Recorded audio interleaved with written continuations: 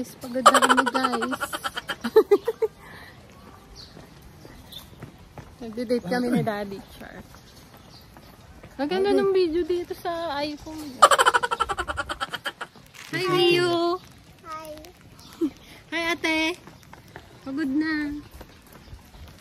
Pwede pala mag-exercise dito. Nakailang steps kaya tayo?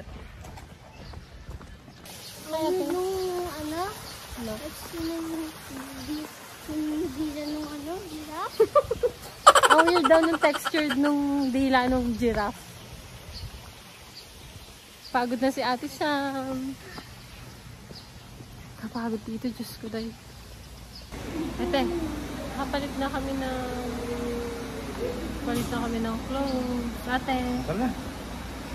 Siya pa naman dito. Tapos na kami sa Avilon. Nanonood naman kami ng Inside Out.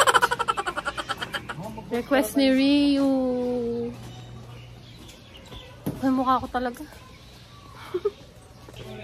Temo.